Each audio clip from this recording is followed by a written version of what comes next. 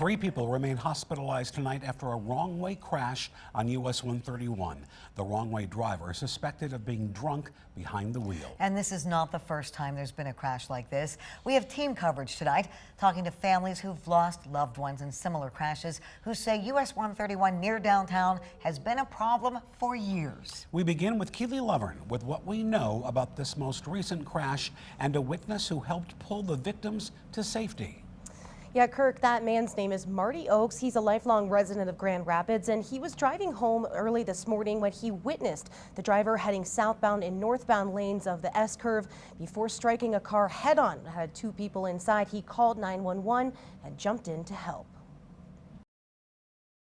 Marty Oakes was driving home early Friday morning when he witnesses something he says he'll never unsee. Because it was horrific. I mean, the way the cars looked, when I got out, I was sitting there thinking, like, is anybody going to be alive?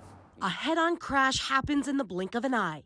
Literally, as soon as I got over to get off on Pearl, a car with no lights came and smashed the car that was behind me. State police say a car was going southbound in the northbound lanes of US 131 near Pearl Street just before 1:30 a.m. So I had to sit there for a second to realize what had just happened, and then all of a sudden I just got out the car and I'm dodging traffic, trying to run over to these cars. The wrong-way driver hit another car head-on that had 2 people inside. It looked like there was these 2 younger males, probably some teenage, like maybe 18, 19 looking, I don't know. The one kid was pinned up in the car. The other male was unresponsive, and I'm pounding, like on the window, screaming for them to wake up, wake up, wake up. In the other car that hit them, Oakes says was just one man, probably in his 30s. And he was just unresponsive the whole time. I mean, he was coming in and out, in and out, in and out. Michigan State Police say alcohol is believed to be a factor and that all 3 people suffered serious injuries.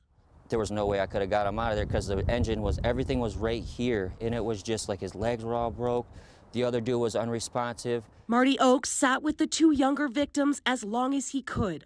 Finally, after 5 minutes, they snapped in, they knew what happened, and that's when the kid that was stuck panicked and started freaking out because he seen his legs were twisted up wrong ways. I was trying to just keep him calm the whole time, just let him know, you don't need to try to get out, bro. Like, you're not going to be able to get out.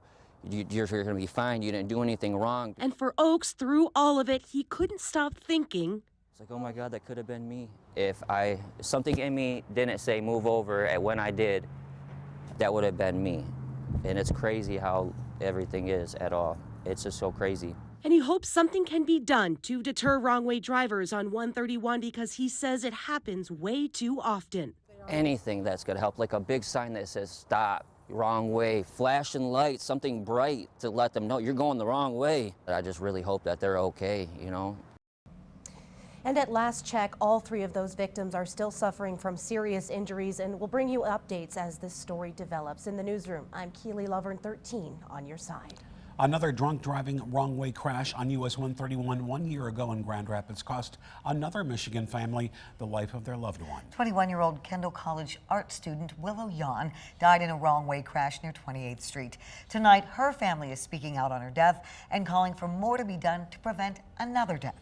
13 on your side's Micah Cho joins us from the newsroom tonight. And Micah, Yan's family still grieving 1 year later. Yeah, guys, about 4 miles south of this morning's 131 crash, Willow Yan was hit by a wrong-way driver, Ashley Hernandez Rodriguez. Paul and Gage Yan, Willow's father and brother, want more to be done to prevent wrong-way drivers on Michigan highways. Since Willow's death, Paul says he's had family members of other fatal crash victims come and share their stories with him. One man saying his son died in the exact same spot as his daughter 10 years earlier. Whether it's flashing lights on off-ramps or other mitigation efforts, the family says something needs to be put in place to help deter drivers from entering from the wrong way on roads like 131. There's lots of these happening, but the concentration that we're aware of, and I'm sure is not the only concentration, is Grand Rapids. And so, yes, I mean, start there, start doing something. And to lose a child is just, you just don't know.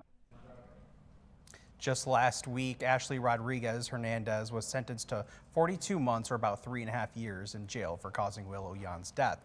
Rodriguez Hernandez's blood alcohol level of the night of that crash was 0.114%. The legal limit is 0.08. In the newsroom, Micah Cho, 13 on your side.